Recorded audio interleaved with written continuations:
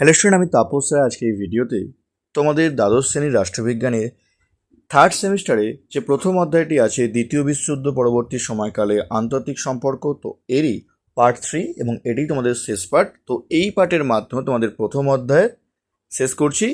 যেটা part 1 part 2 দেখোনি, তোমাদের একটা প্লেলিস্ট করা আছে, তো আবার দেখে নিও। আর যারা এখনও চ্যানেলটিকে সাবস্ক্রাইব করনি অবশ্যই চ্যানেলটিকে সাবস্ক্রাইব করে রেখো এরকম ভিডিও সঙ্গে পাওয়ার জন্য।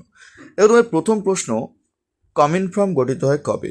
1949 সালে। সল্ট 1 স্বাক্ষরিত হয়েছিল কবে? 1972 সালে।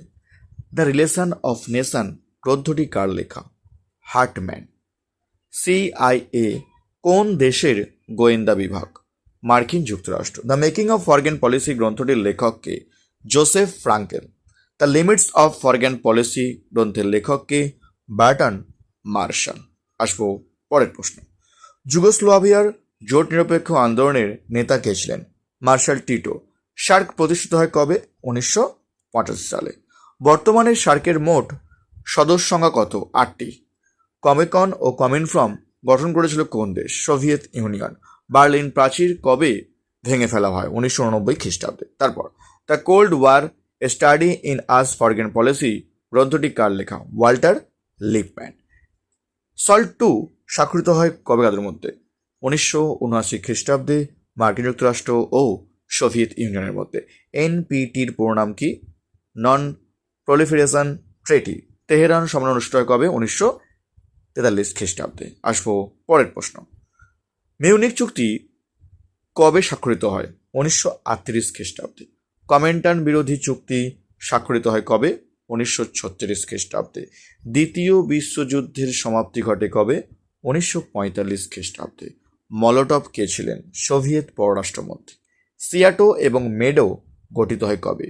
সিয়াটো গঠিত হয় 1954 খ্রিস্টাব্দে এবং মেডো গঠিত হয় 1955 খ্রিস্টাব্দে। আর এখনও চ্যানেলটিকে সাবস্ক্রাইব করেনি অবশ্যই চ্যানেলটিকে সাবস্ক্রাইব করে এরকম ভিডিও সবাই পাওয়ার জন্য।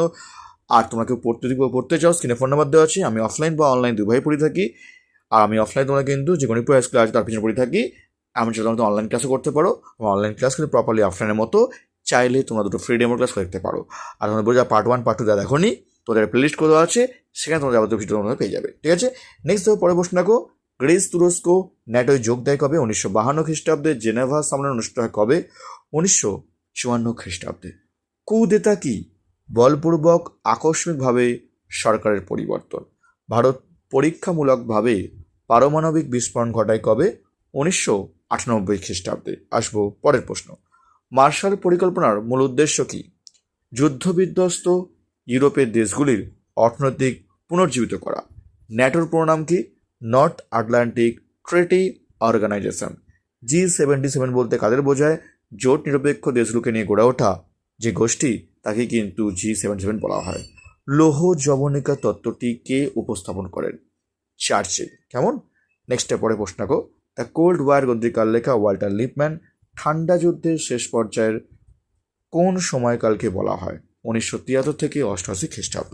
তো এই ছিল তোমাদের পার্ট 3, অর্থাৎ প্রথম অধ্যায় পার্ট 3 মার্কস 1-এর সাজেশন আলোচনা করলাম। সে এখনও চ্যানেলটিকে সাবস্ক্রাইব করনি অবশ্যই চ্যানেলটিকে সাবস্ক্রাইব করে রেখো এরকম ভিডিও সবাই পাওয়ার জন্য। তোমাদের কিন্তু এই পার্টের মাধ্যমে কিন্তু প্রথম অধ্যায় কভার করলাম।